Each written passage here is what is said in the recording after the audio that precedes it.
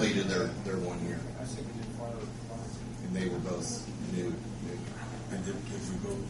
What you did on the wireless, one was, you done on the same night, but one wasn't effective until his year was up, which was like a week later than the meeting. It was done by both.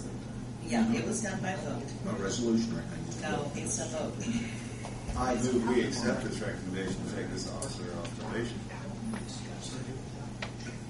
more discussion? Roll call, please. Linda? Yes. Steve? Right. Yes. Mary? Yes. Anything else, Chief? No, sir. Anything from the audience? Rodney? The gentleman from Steve Cobb wasn't here. We noticed to the commercial lane closure at the meeting. I attended. I think there were some dates Yes. that were given, and I was wondering, What happened there? well, if he's coming back for the December meeting, will that not be past the dates that we allowed? Mr. Foster Camper, would you like to address that? What? I think the commercial lane closure, Karen. that's what the process is right now. No, it's not closed. Or have the signs been covered up? No, they have not. A call has been made to try to get the signs covered up. As the mayor's aware, the project, once the notice to proceed is issued to Dave O'Mara, everything within the project limits is his responsibility. I can't go out and change a sign. I can't go move a barricade. I can't do anything within his project. My question is, there were certain dates that were put in as when the road would be closed, Correct. okay? If he waits until the December meeting, will those dates have expired? Yes, they expired November 6th. Okay? Now, in theory, that was for Caramita. That was a contract outside of the NDOT contract. That was a contract for the asbestos abatement and the removal of environmental issues at that site as the cleaners. They have ran into problems due to vandalism.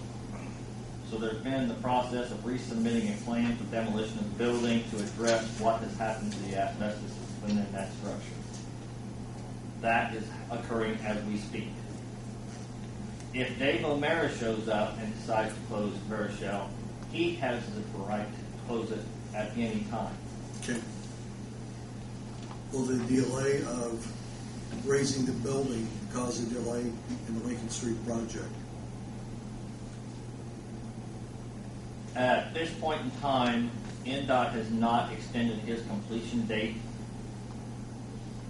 any more than what they did prior to the project beginning. In other words, they have extended it into April of 2011 from late November of 2010. They are required to give a notice to proceed to the contractor within, help me out guys, 14? I think it is, yes. I believe 14 days. They did not issue that notice to proceed to Dave O'Mara for approximately 40 days. Those 26 days get added onto his contract. Because it was in November, they do not accumulate days in the month of December, January, February, March. So therefore, he got so many of those days in November.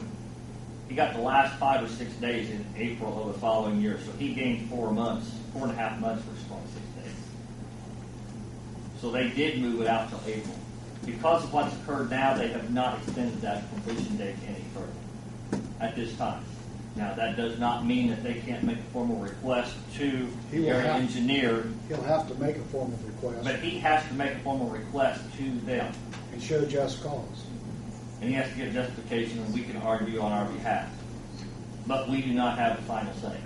This is in Indiana. This is a federal aid project with NDOT acting as administrator and fiduciary agent, so they make the final call. And we respectfully agree to whatever they decide.